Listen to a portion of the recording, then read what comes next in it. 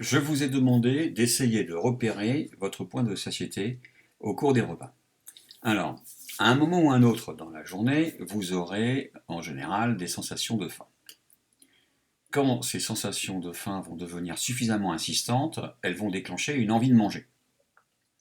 Si bien que quand vous allez démarrer votre repas, vous aurez à la fois faim et envie de manger. Vous allez vous mettre à manger et après simplement quelques bouchées, c'est très rapide, c'est de l'ordre de 4, 5, 6, peut-être 7 bouchées, vos sensations de faim, les creux, les gargouillis, vont disparaître. Et c'est ça qu'on appelle le point de satiété. Alors à ce moment-là, il ne faut surtout pas essayer de s'arrêter, pour deux raisons.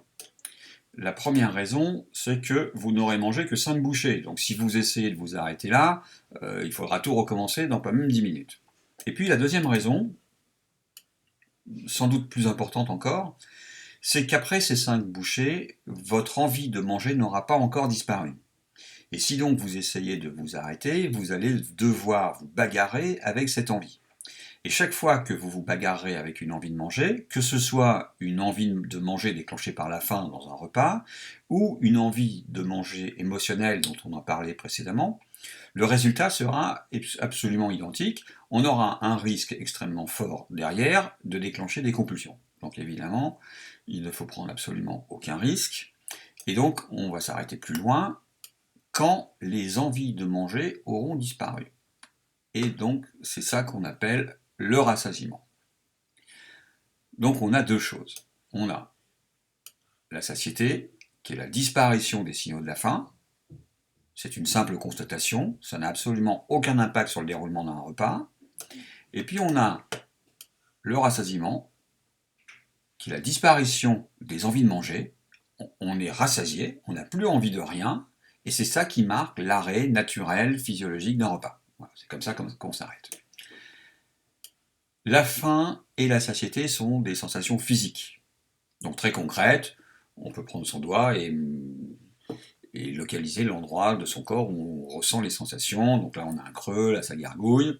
Ça ne se dérègle absolument jamais, uniquement dans le cas de maladies plutôt même assez graves. Et ce qui va donc régulièrement se dérégler, c'est le rassasiement. Et chaque fois que le rassasiement va se dérégler, il va reculer. Et notre travail à nous, c'est de faire en sorte qu'il arrive beaucoup plus rapidement. Et ça va dépendre de la présence de ces trois facteurs.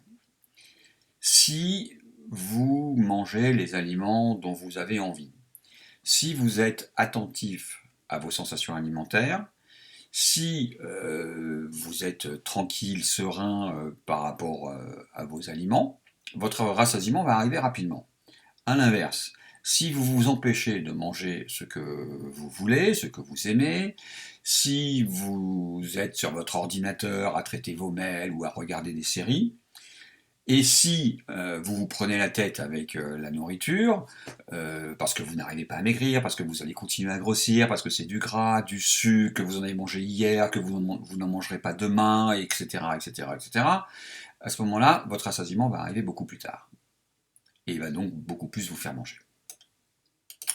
Alors, je reprécise un point essentiel. Le rassasiement, ce n'est absolument pas une sensation physique. Ça se passe strictement dans la tête.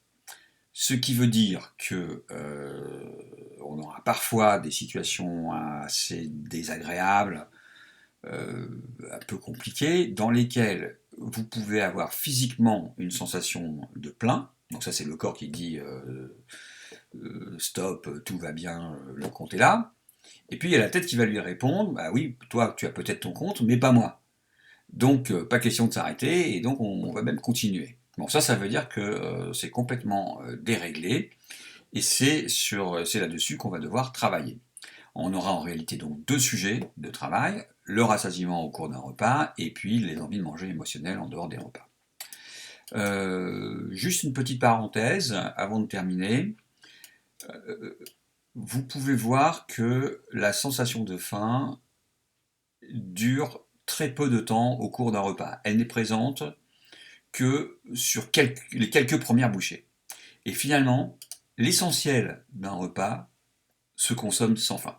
Voilà. Donc ça c'est un point sur lequel on reviendra parce que vous verrez qu'il a son importance.